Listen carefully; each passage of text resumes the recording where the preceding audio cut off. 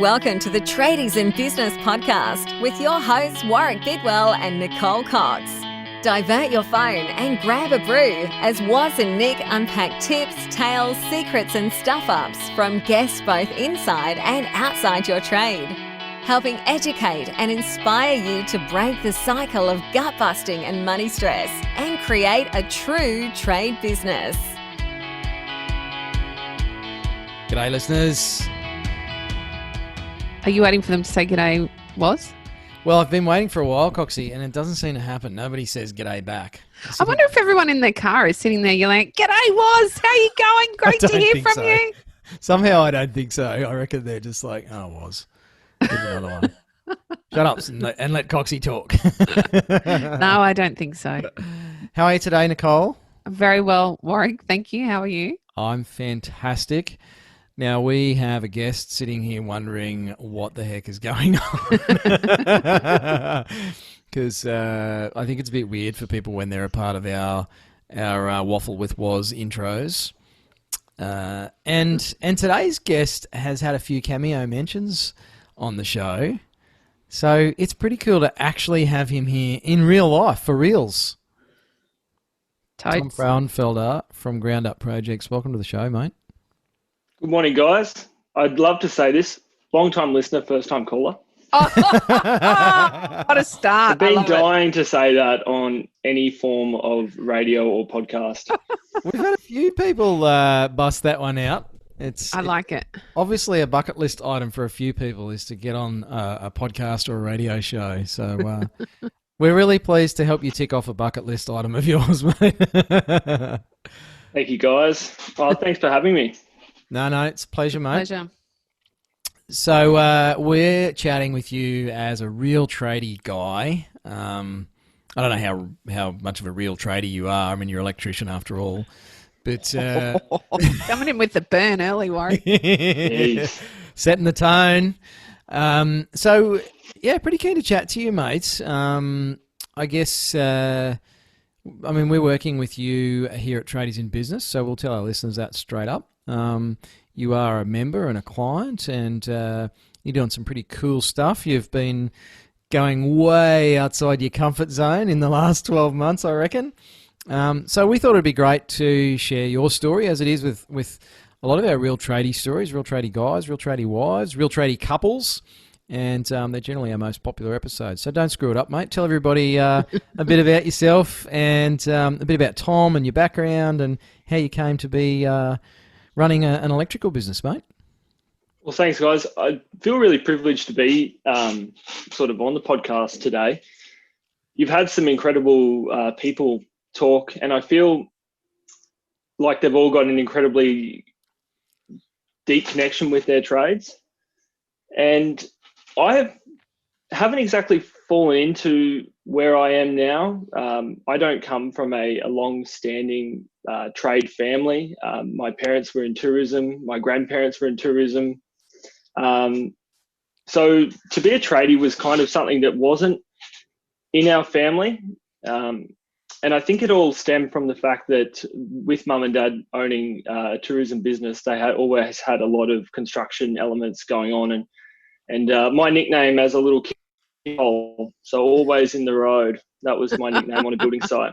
I was the inquisitive little 10-year-old that was trying to be in front of people and ask questions and just learn.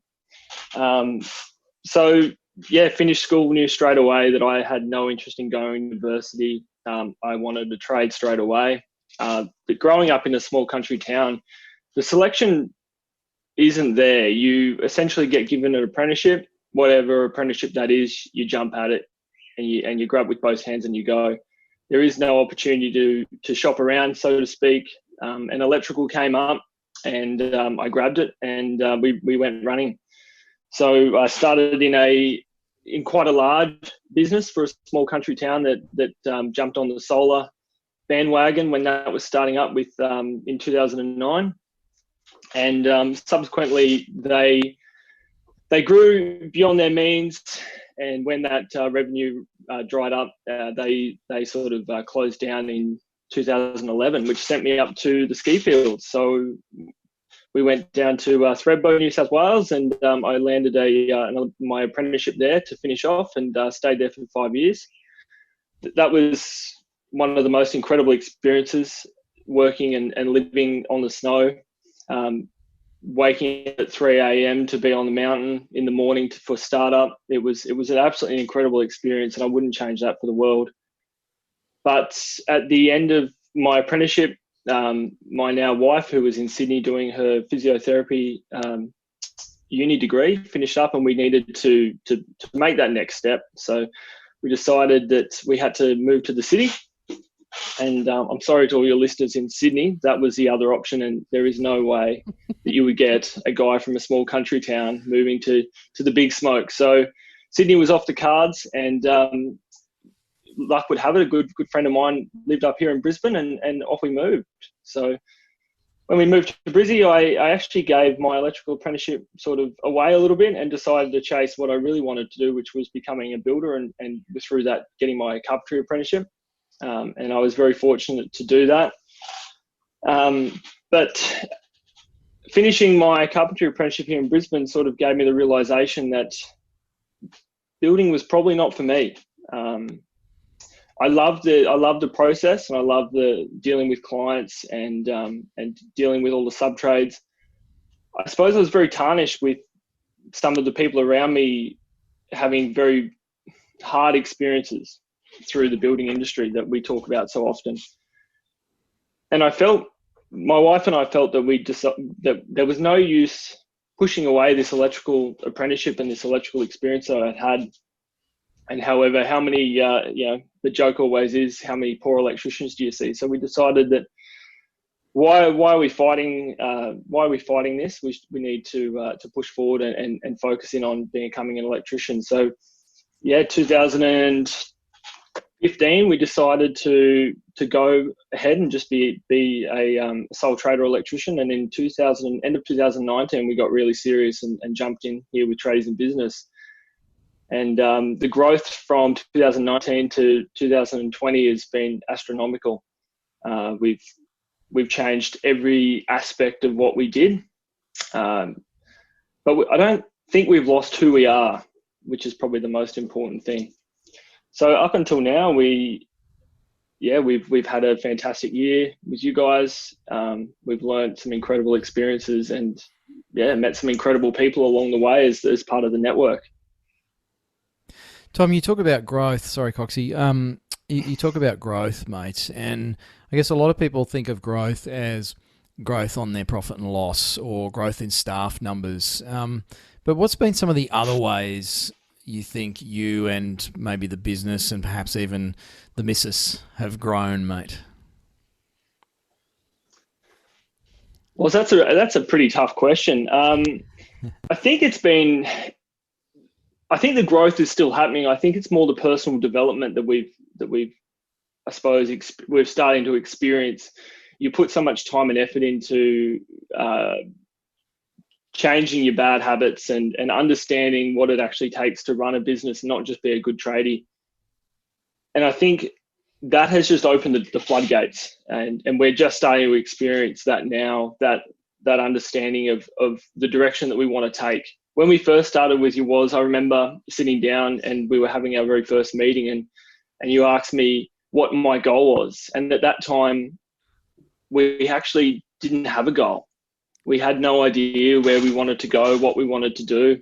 And just understanding that this year has been an incredibly important part of the process. Mm. Sorry, I wasn't sure if you were pausing or if my internet was failing again as per normal, because it's been a bit glitchy. It's been a morning of technology headaches. So maybe I should be kinder to electricians, Tom, and the tech will be kinder to me.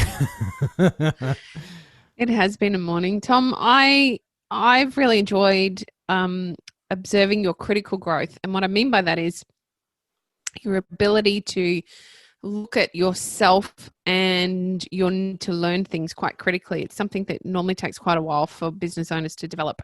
Yet I feel that you've developed that very quickly.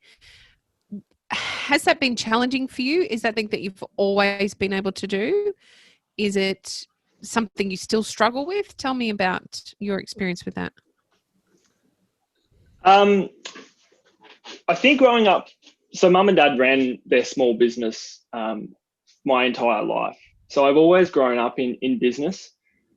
And I think has been really important, because I've been able to understand that you're your biggest barrier. And mum and dad would always talk about that aspect of getting in your own road. And I think that's where we're very much, both my wife and I are very much people that don't dwell on something, don't look at an issue and talk about what if there's a problem, the problem's happened, move on, let's find the solution. And I think we've gone in with that aspect to the business of what do we need to change to get to the destination that we're looking to get to? Okay. And that's it. We just need to do it. And I think when we took on our first staff member in the middle of this year, there was a lot of unknowns. We didn't have every box ticked. We didn't have the huge amount of cash in the bank that could sustain somebody for 6 months if the worst happened. We had none of that. We basically had an idea. We had work that needed to be done. And we knew that we trusted ourselves that we could make ends meet, take the risk and go. And I think that's probably come from many years of being in and around that small business mentality. There is no right time. There's just a direction that you need to go. And the more that you think about it, the more that you stop yourself from moving forward, the longer it's going to take. Yeah, it's quite unusual, though, to meet somebody so young in business with that level of critical thinking. And you're absolutely right. Despite being a pothole as a kid, you're certainly not standing in your own way at any particular time. You back yourself. And that's really critical as a business owner, to take that next step, to be able to do the expansion and the growth required to have a good business. Is this, again, so I know that your wife doesn't work in the business, but clearly you make a lot of these decisions together. Has she always had that same level of, yep, let's give it a go and back yourself? Or have you found at times there's been a point of difference for the two of you around some of these critical decisions you need to make? Not at all. She's always been somebody who would back her idea. She's an incredibly intelligent person. She's definitely the brains of our relationship. And yeah, she's very calculated and critical as well, but she knows when something's right and when something's wrong, and she's happy to back that, or back her gut on what we're doing. And yeah, it's been like that through our entire relationship. So it hasn't been something that we've learned. It's something we've just adapted to our current situation. But as you said, she doesn't work in the business. She does make some decisions, but her passion's elsewhere. She's not. She would quite happily be a part of what we do for a short period of time, but it would probably be something that would be a short-term thing for her. It's just definitely something that we're adapting to here. Tom, you talked about I guess some of the big decisions, I guess, and I know you've made some big ones in the business. They're never easy, and I'm always curious to know how different individuals get over that hurdle of committing to action, because agreeing that something's a good idea or that you need to do it or that it's going to be a benefit is, I think that's sort of the easier part of the equation. But then actually doing it and taking the leap, whether it's in business or outside of business, and you've dabbled in Ironman and long distance events as well, mate. So you're not unaccustomed to suffering. How do you actually move from, okay, this is a good idea, I know we need to do this, to, okay, we're doing it? Well, the thing I like about this podcast is you're asking me more questions than I've ever asked myself. You should hear my dinner time conversation with my wife, mate. I have no idea. I think it's just been the mentality that we've always had. It just once you've settled on the fact that we're going to make a change, we just do it. I don't know. I think the hurdle for a lot of us is just that the acceptance. And once you've made the acceptance, the doing aspect, you know, if you're not moving forward on the doing aspect, then you probably haven't accepted it. And I think once we lock in that idea, then that's the decision, that's the process we've made. We've analysed it, we've understood the risks and the reward, and it's just about then backing ourselves into the solution. I think employing our first staff member was a prime example. We made the decision with you guys sitting down.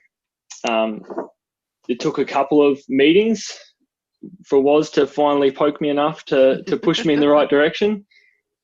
But once we'd made that decision, putting the ad up on Seek, it was game on from then on. It was a total change in mentality of, we've done it, you know, let's go and really do a really good job of this. And I think that's kind of, I don't know. You're right. This is such an interesting question to ask myself. I don't think I've ever really thought too much about it. So you say, you know, you just do it.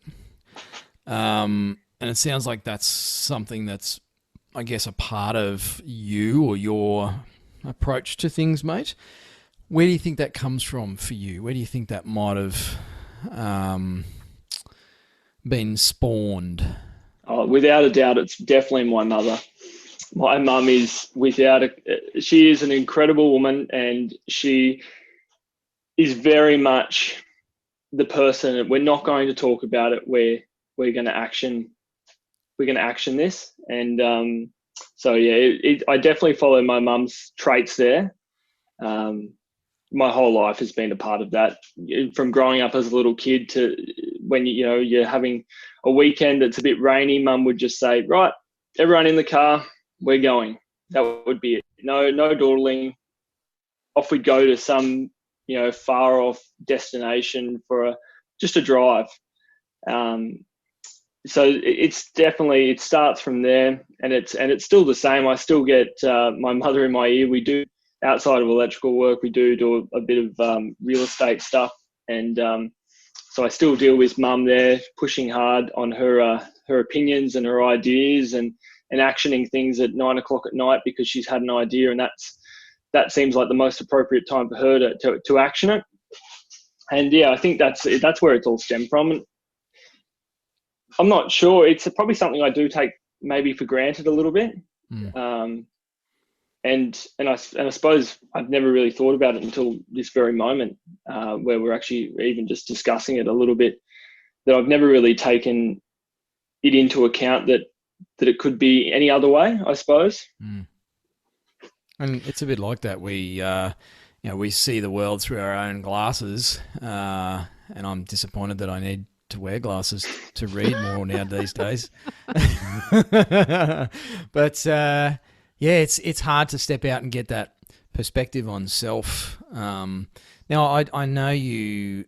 I referenced before you do a bit of Ironman, which is not bodybuilding. For anyone who doesn't know what Ironman's all about, it's actually a bunch of lunacy where you you swim a really long way, and then you ride a bike a really long way, and then you run a really long way after that, and then you call it sport and fun. So I think there's something a little bent in the brain of a long distance athlete, mate. But tell me about parallels between endurance racing and business, mate.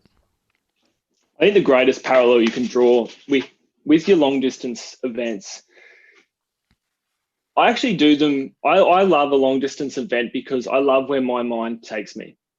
For anyone that's done a long distance event, you go to some pretty deep, dark places. There's a lot of moments where you don't think you can finish. You don't think you doubt your own personal ability. you question yourself as to why you've even undertaken something like this. And this happens multiple times, and it's quite fascinating what the brain can do when it's at maximum capacity of workload and physical fatigue. And I love it because I think that just can be, we can draw on that so frequently through life. And I think with the parallel to business is that you doubt yourself. Your mind takes yourself to these deep, dark places when cash flow might not be at its best, or you've got debits to pay, and the money in the bank doesn't equate to the debits going out, and or you've had injuries on site or at home. So I think you will always go to those places, and I think having with Ironman especially, or I'm still not lucky enough to complete the full, so I'm only the 70.3 for me. Not only, mate. There's no only in that. There was a lot of aspirations this year, but that all went by the wayside. A few things have changed this year, mate. Just a few. So yeah, I think that with Ironman, it gives you this really cool insight to know how your brain actually can bounce back.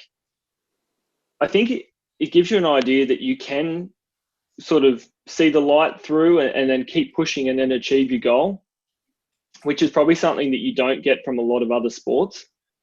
And I love it. I just think I don't love it at the time. At the time, it's, it doesn't matter how much you're expecting to go through this, it still sucks. But at the end of it, those finish line feels, everyone talks about that finish line feel, and it's not that you've finished. It's not that you've actually run the 20 kilometers or swum the 1.5. It's the fact that you've mentally achieved, you've come back. And I think it's the relief of that you've put this self-belief in yourself, and then you've achieved it. And once you've got that taste for that feeling, it's really hard to not want to go back each year and do it again, even though we hate the training, the 4 a.m. get-ups at track. It all sucks, but once you've done it, it's definitely an addiction. Have you ever cried at the end of a long distance race, mate? Not yet. There's normally a little bit too much going on. The last one I did, I had to carry one of the guys across the line and put him in a chair because he for some reason forgot to hydrate properly on the bike, and it was just game over. So there's normally a lot going on. There's people cheering and music going. So it's I suppose I don't get to the teary emotions. I just can't wipe the smile off my face. I remember the first 70.3 I did. I cried. I was shuffling down the finishing chute and tears streaming down my face. It was a horrendous race. Hadn't prepared well for it, but it's such a great memory. Yeah. You've just reminded me why I didn't cry, because the finish line had a 1 kilometre go sign, and it was actually 1.9 kilometres to go. So you put the big effort in to set the scene.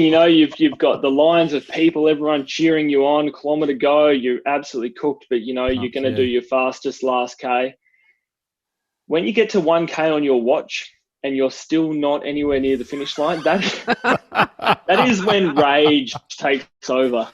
It's such a good metaphor for business, though, is what I was going to say. It's everything you just languaged. You could be talking about building a trade business. The early get-ups and the hard yards you put in at training, in inverted commas, where there is no finish line, there's no spectators, there's no one cheering you on to do lap after lap after lap. And it's so much like that in our businesses, where there's not a lot of feedback. We're slogging away, and there's not really much of a reference point for, you're doing great, come on, keep going. There's no one doing that for you day after day after day in business, and there really is no finish line. It's like this open-ended race that goes on for as long as you choose to allow it to continue. So I agree with you, mate. I think doing some of those sorts of pursuits, whether it's 70.3 or Ironman stuff, Ironman triathlon, or if it's, running, or I don't know, some sort of, maybe it's chess because that seems to go on for a long time, but anything that goes on for a long time and requires endurance, I feel like they're really good skills to build up and good virtual muscles to strengthen for business. You actually raised a fantastic point. Was in the middle of that, I think it's really important. Probably the most important part that you started to reference was the fact that we need to set goals, because we need those finish line feels. Mm-hmm. I think that it probably highlights how important stopping and recognizing the fact that we've achieved something great, mm-hmm. because business is open-ended. The finish line is forever in the distance. If we don't feel that we've finished something, then we're not going to get the finish line feels that we all crave, and we're just going to burn out. So I think that's probably another really important fact that for business, that we've got to give ourselves the opportunity to feel like we've achieved something. I want to steal that catch cry and use it in all our 90-day planning. Finish line feels. Advertising from here on in. Let us help you find your finish line feels. Is that all right, Tom? You don't mind? Go for it. Tom, I'd love to get into a big conversation about how I still don't feel it's usual for people of your vintage to quite understand that, because we've come from a culture of there not being wins and losses. Everything's a little bit vanilla. But I think that will take us down a huge rabbit hole that we don't really have time for. So what I'm going to ask you instead is, what are some of the lessons you learned that you wish you had have learned earlier, or some of the changes you've made that you wish you had have enacted earlier? I probably wish I had a clearer direction in saying, I don't know if I could particularly give too much of what I wish I learned earlier. I am only 29. I believe that I'm learning lessons pretty early to be on with you guys at that age, to be making those decisions. I think, so it's probably really difficult for me to say things I wish I'd learned earlier, because I'm not sure how much earlier I really could have learnt them. Mm-hmm. I think we all need to go down a journey to get to our destination. I'm really glad that I did my carpentry apprenticeship and I moved to Brisbane. Without any of those goals, I never would be in the position that I am now. It comes down to, without visiting one of your other members and an ex-podcastee, Nick from Esplin Building Group, he played a huge role in getting me and Yayla up to Brisbane. And without that, our lives would be completely different. So I think we've had a really amazing journey, and I'm not really too sure I would change anything. There's nothing.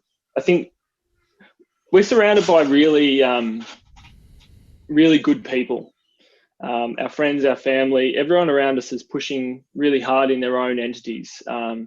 We've got friends in consulting, friends in health, friends in building. It's friends that are in legal. And everyone's really pushing to be at the pinnacle of their chosen field.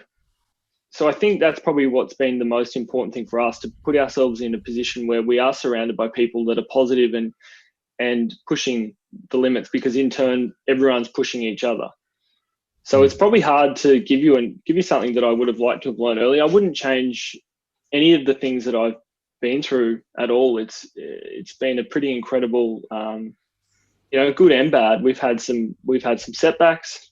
We've had some great achievements, and I don't think I'd change any of it. It's really created the person that I am and the people that we are around us. So it's a pretty common response from people that we ask that question of. And look, over the years, I've heard people say, I wouldn't change a thing.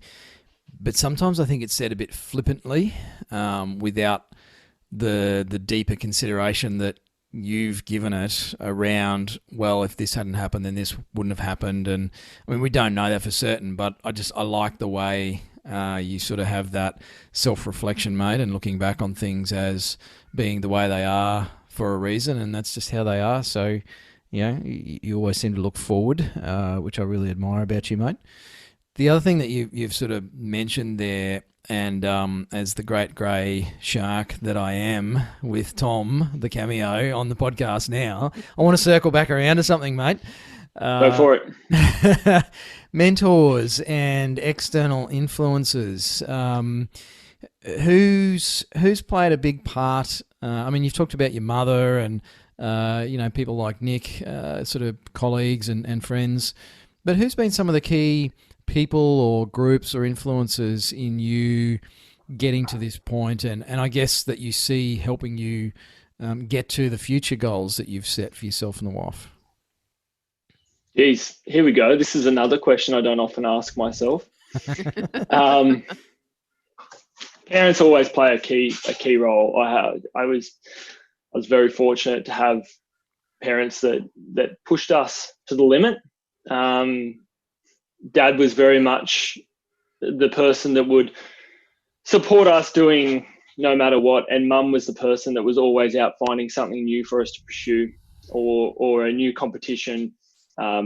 She was the instigator in getting us motorbikes as kids and racing and horses and go Mum, all the snowboarding, and she really pushed hard because her childhood was average. So she really made a promise to herself that she kept, that we would have everything that she could offer as a mother. And Dad was more than happy to be that person that supported us. I've just had some really good people around me that have instilled some really key positive and attributes in me. Some of my high school teachers that were mentors to me, one of them in particular was actually my dad's teacher when he was at the same school 30 years prior. And together we were involved in, so this teacher and I were involved in a mentoring program where we set up it was just a bike maintenance program that effectively you took year 10 kids and you put them with a member from the public who was sort of someone that was a bit older and a bit more caring, and then a younger year 7 and year 8 kid that was struggling, that wasn't coming from a good place, and that was a program that we had a lot to do with, and that instilled a lot of I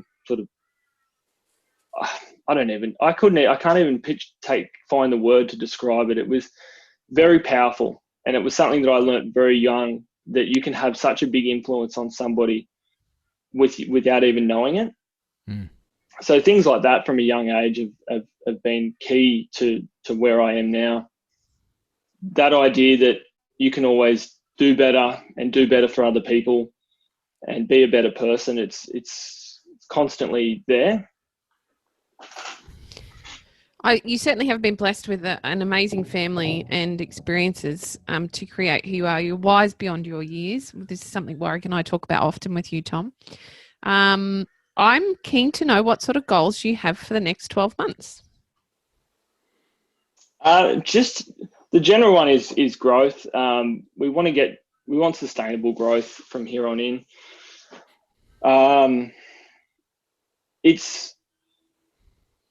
I think we have a 5-year plan that's probably a bit more locked in. A 1-year plan it's going to be very challenging to see what happens at the start and in the middle of next year.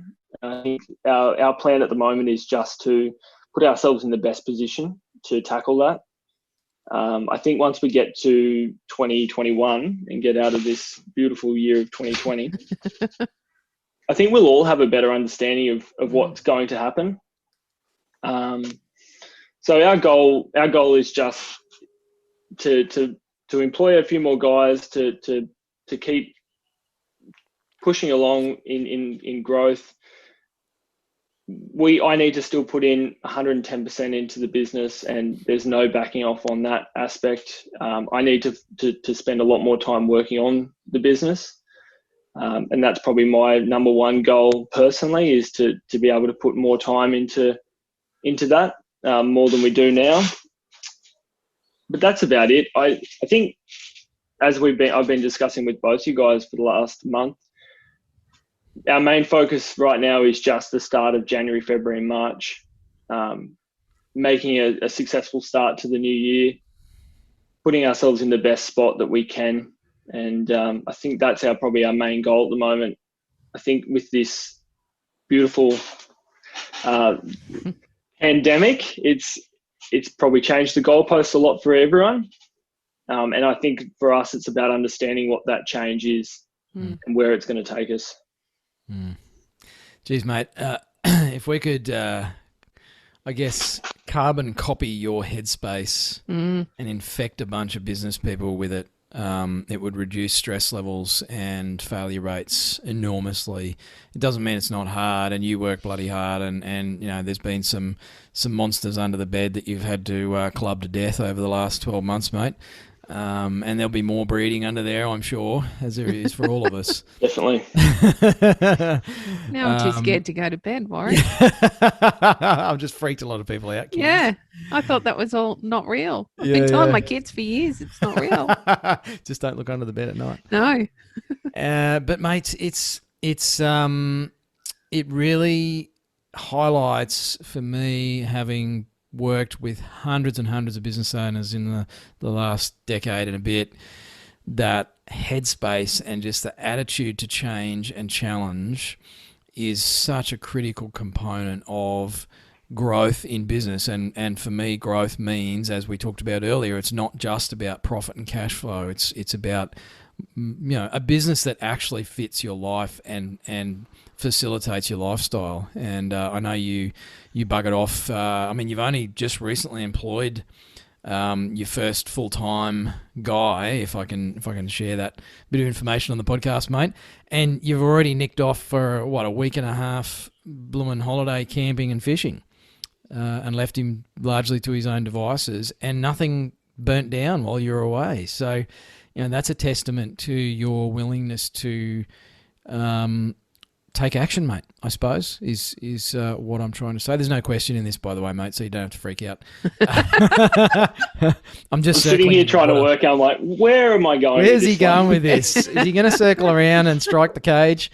But no, mate, I've probably blown a bit of smoke, and rightly so, that your headspace, I think, is largely your secret weapon, mate, and I think it'll set you and your lovely wife up for a fantastic life, whatever that looks like results-wise, over the next year, 3-5 years. So I wish more younger trade business owners took the time to self-reflect as you do and ask those questions and be willing to have others ask them of you. And I think it's what Coxie and I like about working with you, Tom, and we've got a lot of clients like you, where you're willing to actually take the questions from crusty old blokes like me and ask them of yourself as well.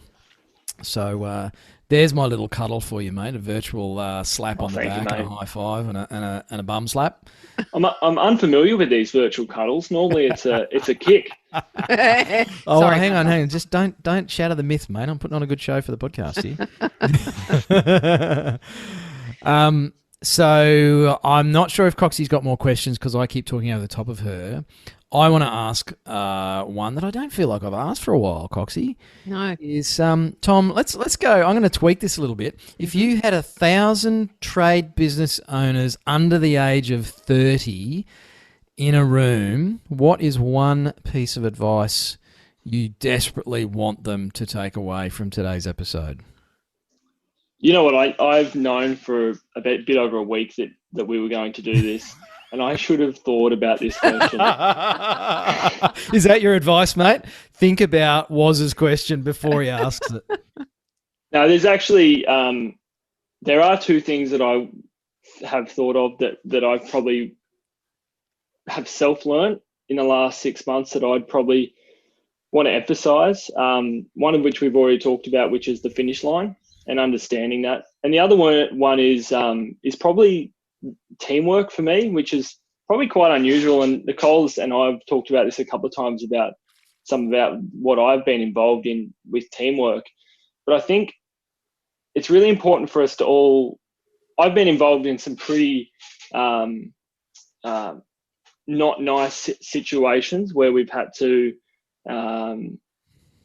do some things that well, we've had to do recoveries for people, for families in surf lifesaving, and one of those situations, we were able to make a situation incredibly positive for all the people within the team by changing the mentality of how we went about what we had to do.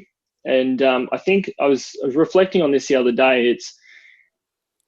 I think we've all been a part of a successful team, whether it's soccer, whether it's footy. We've all won in a team environment or had success in a team environment. So I think we all know that it's possible. What we don't know is how to replicate that when we're leading a team. And I think that's something that I've learnt through just reflection on these situations, is where I've been a part of a group of people led by some incredible minded and brilliant people that have turned one of the worst situations into a really positive environment where everybody's working together to complete a certain task. And I think if I was to want somebody to lead with any form of reflection, it would be that think about to a time when you've been a part of a successful group, whether it's as a little kid playing, sport or whatever, and see if you can pick apart what made the team successful, and actually think about and reflect on what it was that made them successful, or what, and try and replicate it. Try and understand where you stand with your own team environment or how you work in a team. It's probably the one thing that's I've reflected on the most in the last sort of 3 or 4 weeks. Great advice, mate.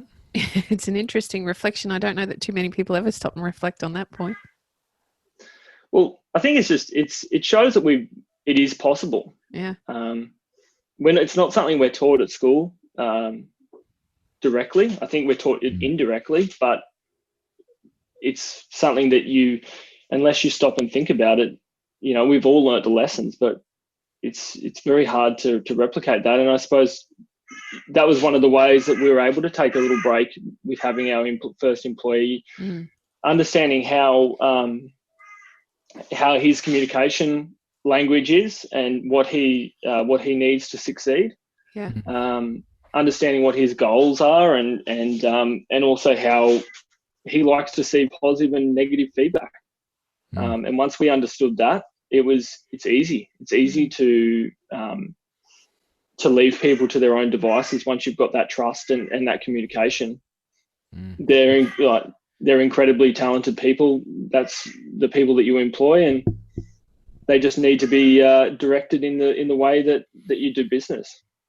I think you might have said it at the start of the episode about getting out of one's own way, and often we see business owners that not only get in their own way, but they get in the way of their team members as well, and they keep tripping their people up around them. And I literally had a conversation with one of our other clients and members this morning about this. They're forging ahead down a path that is very positive. They're employing people, they're developing systems, and the business owner keeps getting in the way of everybody and actually stopping them from doing what they're there to do. So if he just lets them actually carry the ball for a little bit, and he just passes it quickly, he'll get a lot further in front and have a lot less stress. So I think it's a fantastic summary, Tom, that you've given there, and I think it's about transference of skills from other area of life. If there's been a thread today, you've talked about sort of that influence of your mother and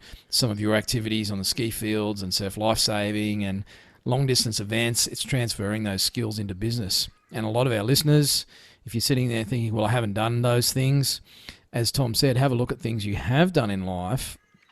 A lot of those skills around discipline and time management and financial management, you've developed those elsewhere, either in your trade or in your sport. They transfer to business. I think a lot of people are surprised to learn that they know a lot of stuff. It just doesn't look like what they think. So, mates, fantastic chatting to you as always. I kick you in the ribs a fair bit in our sessions because we're trying to keep to a time limit. So today's been nice just to chew the fat a bit more and wander around and circle around the shark cage with Woz. Thank goodness for Coxie to keep us on track. But, mate, if someone wants to go and stalk you and find out more about what you're doing and have a look at all the good stuff that you're up to, what's the best way to do that? Probably our website is probably the best way at the moment, and Instagram, so groundupprojects.com.au. We've got the awesome Steph from Get Tradies Online. We've been working with her for a while, so our website looks absolutely primo. Everything else that I'm in control of looks average. That's all right. Steph's working on it. At least you recognise your skills, mate. I am not a social media person. It's an incredibly important tool, but it's just does not come naturally to me, unfortunately. But yeah, groundupprojects.com.au or on Instagram, Groundup Electrical. Throw us a like, throw us a follow. It's we're going to try and put up some more entertaining stuff as per both your requests and Steph's request. Steph's was not really a request; it was more of a threat. Threats are good. So yeah, that's probably the best place. Cool, mate. Cool. Well, great having you on the show.